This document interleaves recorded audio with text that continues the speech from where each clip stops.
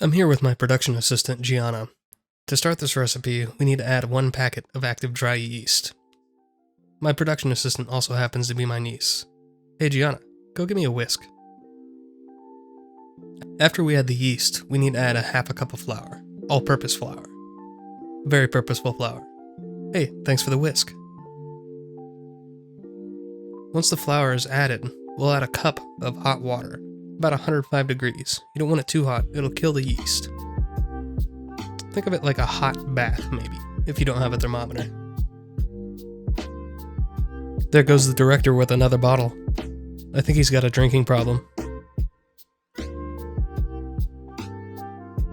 After these 3 ingredients are added, we need to whisk them to combine. After that, wait about 15 minutes to see if the yeast is still alive. You'll know it'll be nice and bubbly and foamy.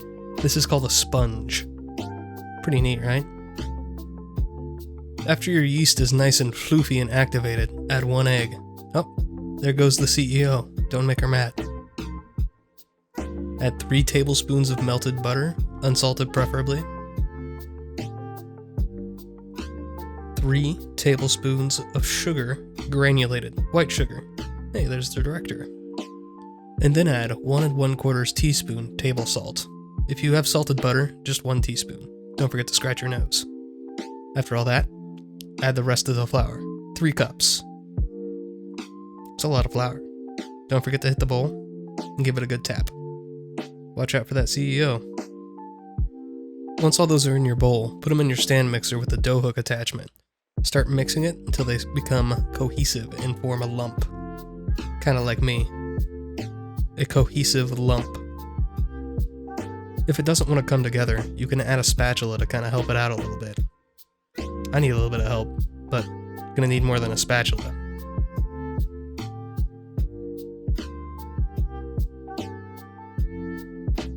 After it mixes for a while, it'll start to look like this. It'll be kind of a lump, but it'll become more together and the moisture will spread throughout the dough.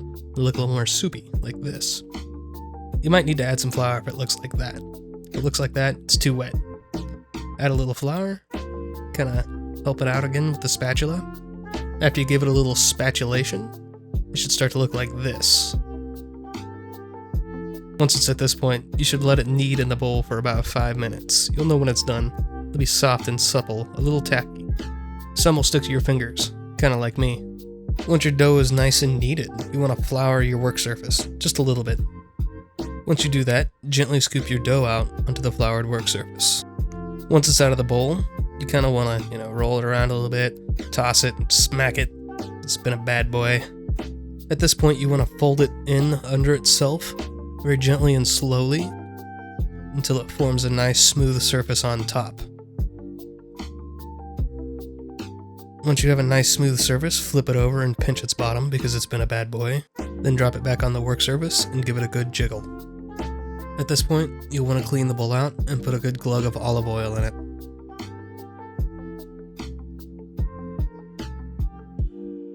Gently pick up our soft squishy boy, put him in the bowl, and roll him around and get him nice and coated in oil. You want him to be nice and slippery so it doesn't stick to the sides. I need my plastic wrap and aluminum foil. Where did that production assistant get to? Cover the bowl with plastic wrap so the dough does not dry out. You don't want that. Oh, don't knock the Spam over. That's important. Cover the bowl with aluminum foil as well. This prevents light from getting in there. Yeast doesn't like light when it's proofing.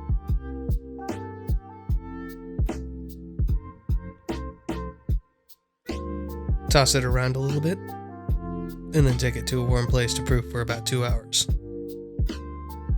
It's important to keep your workstation clean. I mean, not for any reason in particular, but your mom probably doesn't want to clean up after you.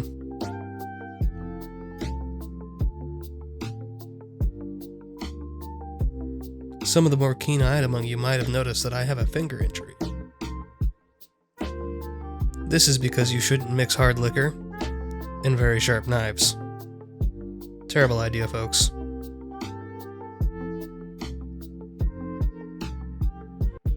Once you're done noticing my hiked up sleeve, take the plastic wrap off the bowl and dispose of it. After this, we want to remove the dough from the bowl. Oh, wait a second. Don't forget to flour the surface lightly. You don't want to forget to mess around with the camera either. We need to scoop our soft sticky boy out of the bowl. Once he's out of the bowl, mush him a little bit, and then give him a nice fine dusting with Colombia's finest.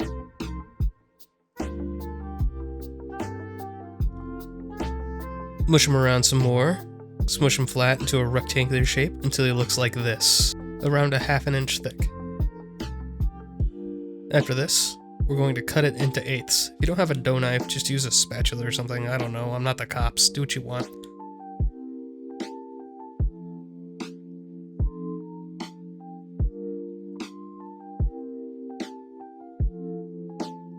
Make sure to lean over and check to see if it's even.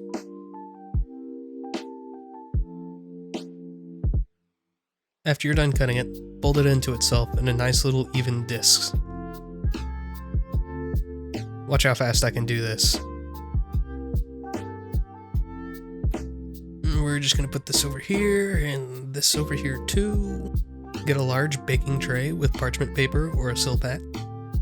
Then again, gently fold them in onto themselves and then stretch them slightly with your palms and fingers until they're about a ½ inch thick. You want nice even circles, but I don't really care. I can do this really fast too.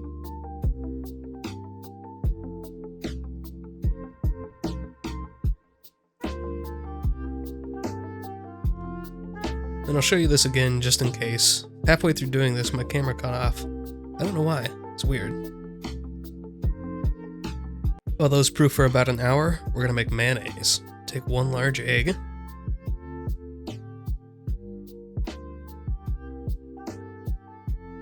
One and a half cups of soybean oil, or about 3 times the volume of the egg.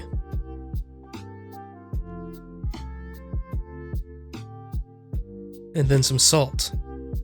Oh wait, not the salt. Tablespoon of lemon juice. And then 2 generous pinches of kosher salt. And then you want to take your immersion blender and give that bad boy a brrrr.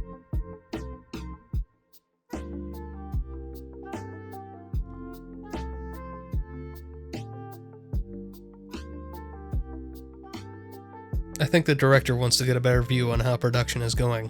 Give him a lift. Please don't fire me.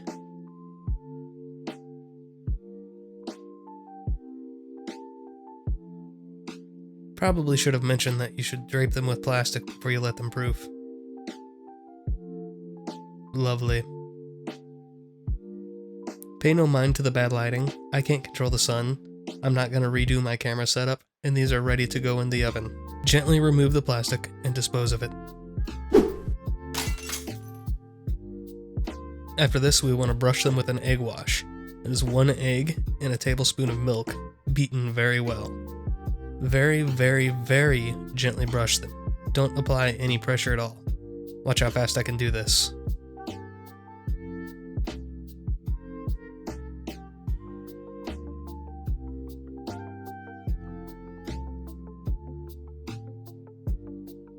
At some point before you start doing all of this, you want to preheat your oven to 375 degrees. Have it ready to go before you start brushing. Then we want to evenly sprinkle sesame seeds across the top of each bun. I can probably do this pretty quick too. In the words of Chef John, who made this recipe, if they don't have sesame seeds, they're not hamburger buns. They're just buns.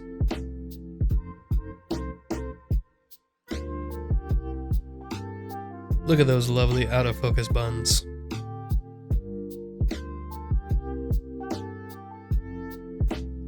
After 16 minutes and a little bit of time travel, they should look lovely and out of focus, just like this. Ooh, hot, hot. Alright, once you have your out of focus bun sliced and toasted, you can put your out of focus toasted Spam on it.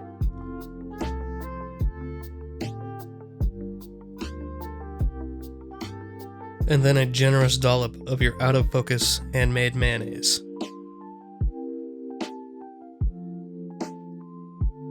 Put some not Oreos on top, These are a recipe called World Peace Cookies. Google World Peace Cookies, they're pretty great. They don't have any eggs, so if you're allergic to eggs, they're pretty great. I cut them a little bit thinner and I cooked them a little bit longer to get that Oreo texture. Look at that lovely out of focus sandwich. Isn't it great? Now it's time for an awesome out of focus cross section of this atrocity.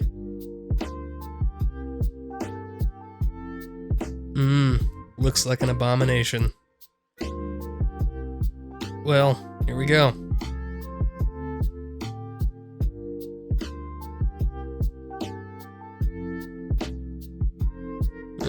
It's okay. It's, alright. Bad is not the right word. Gotta go for that second bite.